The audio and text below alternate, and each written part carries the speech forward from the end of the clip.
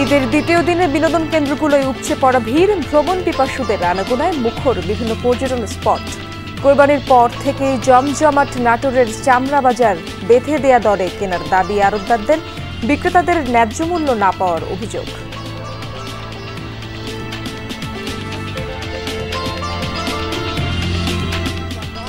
সাড়ে 800 করে বেচেছি, খাসি আসছি 45 পিস, বেচছি 40। বাজার খুব একটা ভালো না।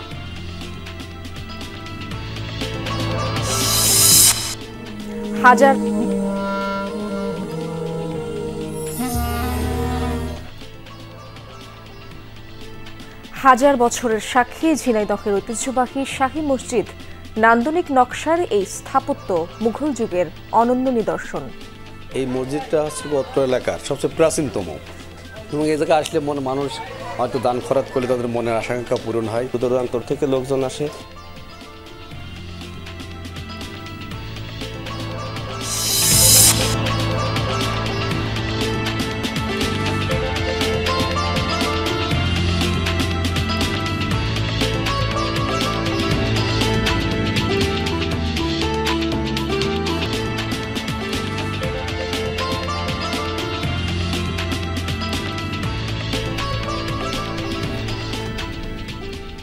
আমন্ত্রণ সংবাদ সারা দেশে, আপনাদের সঙ্গে আছি আমি ইশরাত জাহান। এতক্ষণ শিরোনামগুলো দেখছিলেন, এবার বিস্তারিত খবরাখবর। ঈদের দ্বিতীয় দিন পরিবার পরিজন নিয়ে বিনোদন কেন্দ্রগুলোয় ভিড় করছে মানুষ। পাহাড়ের নৈসর্গিক সৌন্দর্য উপভোগ করতে 3 পার্বত্য জেলায় বেড়েছে ভ্রমণ পিপাসুদের আনাগোনা। কাপ্তাই লেক, শুভলং ঝর্ণা, মেঘলা, নীলাচল, সাজেকে পরিবার পরিজন নিয়ে ছুটে যাচ্ছেন অনেকে। সংশ্লিষ্টরা বলছেন আগামী 2-1 দিনের মধ্যে স্পটগুলোয় দর্শনার্থীদের ভিড় আরও বাড়তে পারে।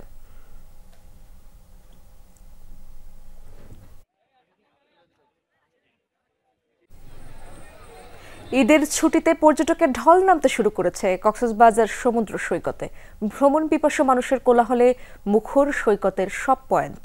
পরিবার পরিজন বন্ধু বান্ধব নিয়ে দূর দূরান্ত থেকে এসেছেন অনেকে। যান্ত্রিক জীবনের ব্যস্ততা ভুলে উপভোগ করছেন সাগরের নীল জলরাশির সৌন্দর্য।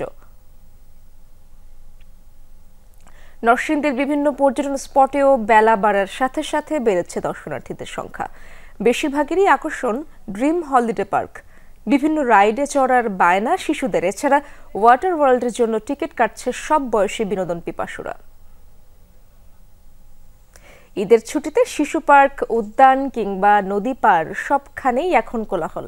শিশু কিশোর থেকে বড়রাও ঘুরে বেড়াচ্ছেন নাগরিক জীবনের কোলাহল থেকে দূরে। অনেকে যাচ্ছেন পরিবার পরিজন নিয়েও। এমন পরিবেশে খানিকটা সময় কাটাতে পেরে উচ্ছ্বসিত বিনোদন প্রেমীরা।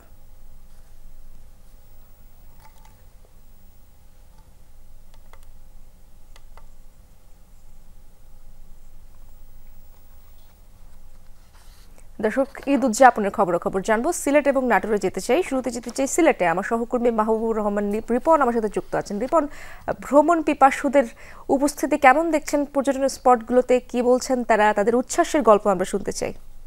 ইসরাত, এই মুহূর্তে আমরা রয়েছি সিলেটের সাদা পাথরে। এখানকার চিত্র দেখাতে চাই।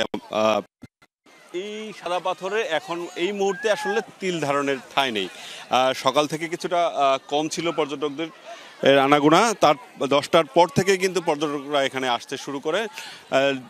আপনি দেখতে পাচ্ছেন যে সব বয়সের মানুষ, শিশু থেকে শুরু করে বৃদ্ধরাও রয়েছেন, পরিবারের পরিজন সকলকে নিয়ে এসছেন। কেউ কেউ বন্ধু বান্ধবরা মিলে, বিশেষ করে কিশোররা এসেছেন। তাদের এক সমবয়সী যারা রয়েছে সবাই মিলে আমরা দেখেছিলাম যে ছোট ছোট ট্রাক, পিক আপে করে আনন্দ ফুর্তি করে গান বাজিয়ে তারা আসছেন। মূলত এখানকার যে প্রাকৃতিক সৌন্দর্য, পাহাড় এবং এই যে স্বচ্ছ জলরাশি, সেটাই এর মূল আকর্ষণ। এবং এই স্বচ্ছ জলরাশিতেই দীর্ঘক্ষণ গা ভিজিয়ে মনকে শীতল করছেন যারা এখানে ঘুরতে আসছেন। এবং বিশেষ করে শিশুরা একবার নামলে কিন্তু আর উঠতে চাচ্ছেন না, এবং পরিবারের অন্য সদস্যরা অনেকটা তাদেরকে জোর করে তুলে নিচ্ছেন। কারণ দীর্ঘক্ষণ ধরে এই ঠান্ডা এবং স্বচ্ছ শীতল পানিতে যারা আছেন তাদের আসলে মন ভরছে না। খুব কম সময়ের, তারা আরও বেশি সময় এখানে কাটাতে চান।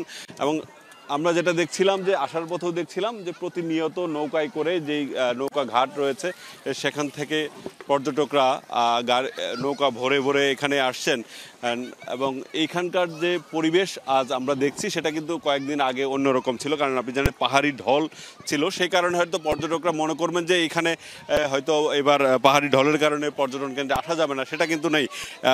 যে ঘোলা পানি ছিল সেটাও কেটে গেছে, এখন একদম স্বচ্ছ পানি এবং পর্যটকদের জন্য খুব সুন্দর একটি জায়গা তৈরি হয়েছে। ইশরাত, অনেক ধন্যবাদ। আমরা দেখছিলাম ভ্রমণ পিপাসীরা কিভাবে উদযাপন করছেন ঈদ। আমরা এবার নাটোরে যেতে চাই। আমার সহকর্মী নাজমুল হাসান আমার সাথে যুক্ত আছেন। নাজমুল, বিনোদন কেন্দ্রগুলোয় ভিড় কেমন দেখছেন এবং ঈদ আনন্দ কিভাবে উদযাপন করছেন দর্শনার্থীরা? এটা দীঘাপতিয়া রাজবাড়ী একেবারে ঐতিহাসিক স্থান। এখানে এসে যে বিষয়টি দেখলাম যে আসলে দর্শনার্থীদের একেবারে অনেক ভিড়, তীব্র গরম উপেক্ষা করে আপনি দেখতেই পাচ্ছেন যে যমুনা টেলিভিশনে যখন লাইভ হবে শুনেছে তখন দর্শনার্থীরা এসে কিন্তু এখানে একেবারে জড়ো হয়েছে। তারা কিন্তু উচ্ছ্বাস প্রকাশ করছে, বাঁধভাঙ্গা উচ্ছ্বাস। আমরা যদি এখানে গণভবনের হিসাব সহকারীর সাথে একটু সংক্ষেপে শুনি যে কেমন দর্শনার্থীর ভিড় হচ্ছে। ঈদুল আজহাকে উপলক্ষ করে আসলে উত্তরবঙ্গের প্রাণকেন্দ্র কিন্তু এই উত্তরা গণভবন নাটোর। আর এর সৌন্দর্য এবং ইতিহাসকে উপভোগ করার জন্য নাটোর এবং নাটোরের বাইরের জেলা থেকে অনেক দর্শনার্থীর সমাগম এখানে ঘটে। সকাল থেকে আমরা পরিলক্ষিত করছি কন্টিনিউ কিন্তু দর্শনার্থী বাড়ছে। এই গরমকে, এত তীব্র গরম, সেটাকে উপেক্ষা করে দর্শনার্থী বাড়ছে এবং নাটোর জেলা প্রশাসনের পক্ষ থেকে কিন্তু পর্যাপ্ত বিশুদ্ধ পানির একটা ব্যবস্থা করা হয়েছে, নিরাপত্তা জোরদার করা হয়েছে এবং পরিষ্কার পরিচ্ছন্নতার দিক দিয়ে এটা একদম উত্তরা গণভবন সবার দৃষ্টি আকর্ষণ করে এবং সবাই পরিবার নিয়ে এখানে ঘুরতে আসে, সবাই একটা ভালো ফিলিংস নিয়ে এখান থেকে যায়। ধন্যবাদ। যে বিষয়টি আসলে ইশরাত শুনছিলেন যে এখানে সব বয়সী মানুষই কিন্তু এই বিনোদনের জন্য এখানে রয়েছেন। নাটোরে বিভিন্ন দর্শনীয় স্থান রয়েছে, নাটোর রাজবাড়ি যেটা রানী ভবানীর রাজবাড়ি এবং উত্তরা গণভবন। এই উত্তরা গণভবন কিন্তু সারা বছরই আসলে দর্শকদের আকর্ষণের কেন্দ্রবিন্দুতে থাকে। যমুনা টেলিভিশনের মাধ্যমে দর্শকরা এখানে আসবেন এবং নৈসর্গিক সৌন্দর্য উপভোগ করবেন, এমনটাই প্রত্যাশা করছি। অনেক ধন্যবাদ আপনাকে। কোরবানি ঈদের দিন থেকে জমে উঠতে শুরু করেছে নাটোরের চামড়া বাজার। বাণিজ্য মন্ত্রণালয়ের বেঁধে দেওয়া দামি চামড়া কিনছেন এমন দাবি আড়তদারদের, তবে ন্যায্য মূল্য না পাওয়ার অভিযোগ অধিকাংশ বিক্রেতার। আর চামড়া বাজারের নিরাপত্তা নিশ্চিতে কাজ করছে যৌথ বাহিনী। ট্রাক ও ভ্যান গাড়ি করে আসছে কোরবানি দেওয়া পশুর চামড়া, দাম দর করে কিনছেন ব্যবসায়ীরা। সাথে সাথে নেওয়া হচ্ছে চামড়া সংরক্ষণের প্রাথমিক সব ব্যবস্থা। ব্যস্ত সময় কাটছে নাটোরের চকবুদ্দনাথ এলাকায় অবস্থিত দেশের দ্বিতীয় বৃহত্তম চামড়ার বাজারে। ছোট বড় মিলিয়ে প্রায় 2 শতাধিক চামড়ার আড়ত রয়েছে এখানে। প্রতি বছর শুধু কোরবানি ঈদেই এই বাজার থেকে সরবরাহ করা হয় দেশের মোট চাহিদার প্রায় 30% চামড়া। বাণিজ্য মন্ত্রণালয়ের বেঁধে দেওয়া দামেই চামড়া কেনার দাবি আড়তদারদের। নাটোরের বিভিন্ন আশেপাশের অঞ্চল থেকে কাঁচা চামড়াগুলো আমাদের মার্কেটে এসে পৌঁছেছে। আমরা সরকার নির্ধারিত মূল্যে চামড়াগুলো ক্রয় করতেছি। দেশের বিভিন্ন প্রান্ত থেকে এখানে প্রচুর পরিমাণে লবণযুক্ত মাল আসবে, আমরা সেগুলোকে বেচার চেষ্টা করব। তবে ন্যায্য মূল্য পাওয়া নিয়ে মিশ্র প্রতিক্রিয়া রয়েছে চামড়ার ক্রেতা বিক্রেতাদের মাঝে। অধিকাংশ বিক্রেতার দাবি প্রত্যাশিত দাম না পাওয়ার। 20 পিস গরুর চামড়া 850 করে বেচেছি, খাসি আসছি 45 পিস, বেচি 40। বাজার খুব একটা ভালো না। ঈদের দিন থেকেই বাজার সরগরম হয়, দম ফেলার সুযোগ নেই শ্রমিকদেরও। সকাল থেকে রাত পর্যন্ত ব্যস্ত সময় কাটাচ্ছেন তারা। আমরা সারা রাত ধরে চামড়া টানবো, এই চামড়া লবণ থেকে আমরা খুব ব্যস্ত আছি, এখন খুব কাজের চাপ আছে আমার। বিভিন্ন জায়গা থেকে চামড়া আসছে, আমরা ঘরে রাখিছি, এটা সারা রাত লবণ দিব, আমাদের দম ফেলানোর সময় নাই। দাম কিছুটা বাড়লেও বাজারে পর্যাপ্ত লবণের সরবরাহ আছে বলে জানান বিসিক কর্মকর্তা। আর চামড়া ব্যবসা ও পরিবহনে অব্যাহত আছে যৌথ বাহিনীর নজরদারি। এবার মনে হয় যে চামড়ার দাম তারা সঠিকভাবে পাবে, চামড়া ব্যবসায়ী যারা আছে, এবং লবণের দাম কিছুটা প্রথমে বাড়িয়ে সিন্ডিকেট করার চেষ্টা করেছিল, কিন্তু সেটা কঠোর হস্তে দমন করা হয়েছে। আমরা শিল্পের নিরাপত্তার জন্য জেলা পুলিশের পর্যাপ্ত নিরাপত্তা ব্যবস্থা আছে এবং এই চামড়া পরিবহনে কোনো ধরনের চাঁদাবাজির সুযোগ নাই এবং আমরা হাইওয়ে পুলিশের সাথে সমন্বয় রাখছি, চাঁদাবাজি হবে না, আমরা দৃঢ়ভাবে আপনাদেরকে আশ্বস্ত করতে চাই। চামড়া ব্যবসায়ী গ্রুপের নেতারা জানান ঈদের সপ্তাহখানেক পর থেকেই উত্তরাঞ্চল এবং দক্ষিণাঞ্চলের অন্তত 35 জেলার চামড়া আসে এই বাজারে। মার্কেট জমজমাট হয়ে রয়েছে এবং সব নগদ বেচা কিনা হইতেছে। আশা করি কোনো ধরনের অভিযোগ আমাদের এই চামড়া বাজারের উপর নেই। ঈদের দিন থেকেই ক্রেতা বিক্রেতার হাকডাকে মুখরিত হয়ে উঠেছে দেশের দ্বিতীয় বৃহত্তম নাটোরের চকবুদ্দনাথের এই চামড়া বাজারটি। আড়তদাররা বলছেন এবার তারা নগদেই চামড়া কেনাবেচা করছেন। এবার এই চকবদ্যনাথ আড়তে 21 লাখ পিস পশুর চামড়া কেনাবেচা হবে বলে প্রত্যাশা ব্যবসায়ীদের। নাজমুল হাসান, যমুনা নিউজ, নাটোর। দর্শক, চামড়া সংগ্রহ কার্যক্রম সম্পর্কে জানবো। চট্টগ্রামে যেতে চাই আমার সহকর্মী জোবায়েদ ইবনে শাহাদাত সেখানে রয়েছেন, সেখানকার খবরাখবর তিনি রাখছেন। জোবায়েদ, চামড়া সংগ্রহ কার্যক্রম কেমন দেখছেন? দাম নিয়ে কি বলছেন ক্রেতা বিক্রেতাদের তো একটি আক্ষেপ শোনা যাচ্ছে, তাদের বিষয়ে শুনতে চাই আমরা।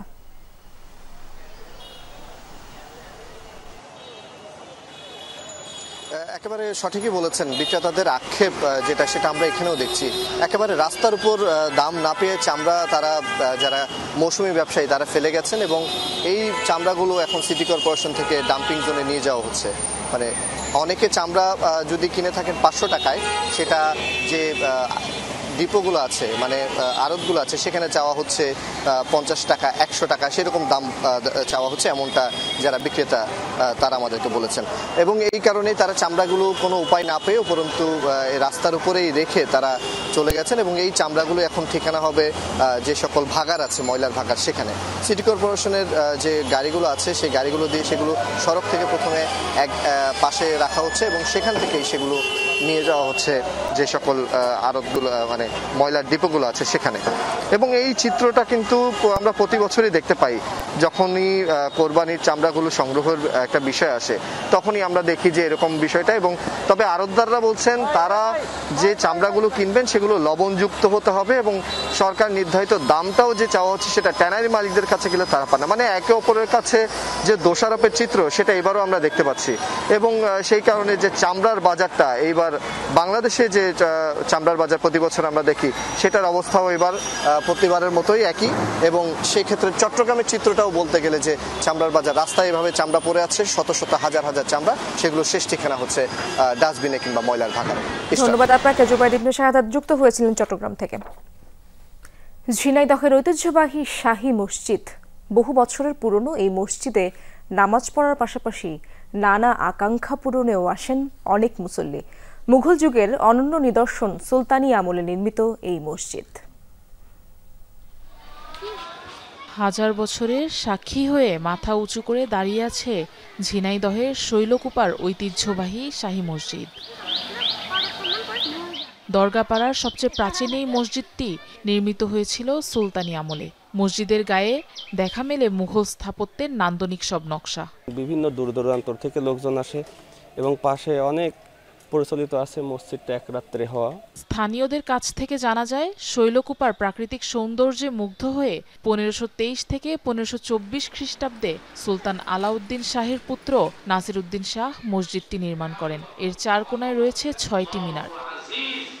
গোলাকার আয়তনের মসজিদটির 5টি প্রবেশপথ, ভেতরে 5 ফুটের 2টি স্তম্ভ আর বাইরে বিশাল পুকুরে রয়েছে অজুর ব্যবস্থা। এই শাহী মসজিদের গোরস্থানে শোবার জন্য মানুষ নিয়ত করে, নিশ্চয় কিছু না কিছু আছে। এই মসজিদটা হচ্ছে অত্র এলাকার সবচেয়ে প্রাচীনতম এবং এই জায়গায় আসলে মানুষ হয়তো দান খরচ করলে তাদের মনের আকাঙ্ক্ষা পূরণ হয়। এই আশায় যে আল্লাহ সান্নিধ্য পাবে এই জায়গায় আসলে, এই কারণে আমার বিশ্বাস এই জায়গায় আসে। আমার বেটার বড় যাতে বাচ্চাটা ভালো ভালো থাকে, সুস্থ যেন থাকে, ভালো ভালো যেন হয়, এইরকম আশার জন্য আইছে। জেলার প্রাচীনতম এই মসজিদে দূর দূরান্ত থেকে মুসল্লিরা যেমন নামাজ আদায় করতে আসেন, তেমনি অনেকে আসেন মনের ইচ্ছা পূরণের আশা নিয়েও। আমরা মনে করি জিনের দ্বারাই হয়তো রাতারাতি এখানে মসজিদ তৈরি করেছে। তখন এখানে জঙ্গল ছিল, তা মসজিদের ভিতরে 2টো পাথরের খাম্বা আছে, পাথরের খাম্বার উপরে 6টা গম্বুজ, আর ওয়ালটা আছে 65 ইঞ্চি পুরোপুরি গাঁথনি করা। কুমার নদের কোল ঘেঁষে দাঁড়িয়ে থাকা শাহী মসজিদটি নির্মাণের জন্য কয়েকশো বিঘা জমি দান করেছিলেন সুলতান নাসিরউদ্দিন নুসরত শাহ। আফরোজা লামিয়া, যমুনা নিউজ।